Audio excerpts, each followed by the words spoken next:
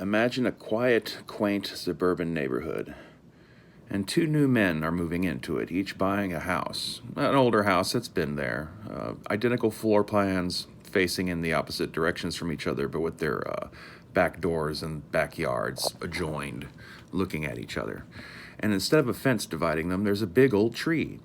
Now, when they moved in, the real estate agent had told them that there is a similar pair of houses a couple of block overs, where the neighbors themselves had a tree, and tells them about how each from the perspective of their window couldn't quite see the tree the same way, and they devolved into arguing over whether or not the tree was good or whether or not the tree was a threat.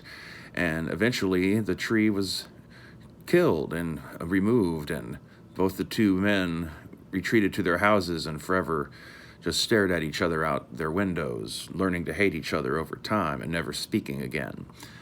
And of course, the real estate agent tells them this because, similarly, a tree separates these two new men's houses, and they don't want to have the same chain of events go on. So they're warned about this, the fact that they will not see the tree the same way as each other, and try not to let that bother them too much, and do what they can to maybe try to get the other guy's point of view. And so they both take this into consideration. They're both aware as they move in that this tree that they're experiencing is not the tree that their neighbor is experiencing. And they try to share each other's point of view. Occasionally they'll go visit one another at each other's houses for morning coffee, and both look out the window together and talk about what they're seeing and feeling. But over time, it becomes more and more apparent to both of them that even with that, they can never be sure that they are truly seeing the tree the same way. Even though they might go over to each other's houses for brief amounts of time to look at the tree and discuss it, they don't get the same continual impression that one gets of being in your home all day looking out the window at this tree. And so doubt begins to creep into their minds about what exactly the tree really is. And eventually, one of them even starts to doubt that the tree is real. Trying to confirm that all this is the case because, obviously the tree's real, it's right there. One of the men decides to go visit the two old men from the original incident a few blocks over. And he goes over and he finds their houses. And lo and behold, there's just this old withered stump in the middle of their yards, surrounded by an old iron fence. But the tree itself is long since gone. And there's these two old men in wheelchairs, all wrinkly and bald and liver spotted and all that kind of stuff, sitting there staring out their windows with hate heavy on their hearts.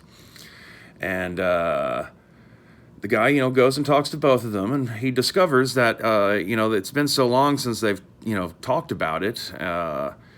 Both of them have radically different stories as to what exactly it was that went down. He can't really quite determine which one is lying, but obviously one of them has to be, because these two stories don't reconcile, and both are a little similar to the story that he had originally heard from the real estate agent, but they're also different in their own ways too. So he's not really quite sure what to think of that. The tree itself is certainly not there.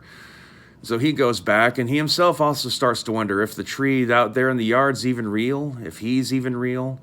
It gets worse and worse over time as their skepticism over what the tree is grows, and each of them, one of them gets really weird, starts to doubt even if they are even real, and therefore are able to express themselves as all manner of different flights of fantasy. And the other one just kind of falls into this nihilistic hole of doubt. Everything's in doubt. What about if the tree's not real? And what if we're not real? Is the house we're in real? Is anything real? And that one eventually, unfortunately, just takes himself out. And since nothing is real and no one is real, he decides to take out his neighbor with him when he goes. And so both these two new men are now gone. The tree remains, though, and the tree is utterly indifferent to everything that just happened. The problem is skepticism. They're becoming too philosophically aware of the fact that there is a subjective nature to how we're all experiencing and interpreting the world we see. It leads to a good chunk of humanity's, greater existential crises that we have of modern day philosophy and thinking and morality.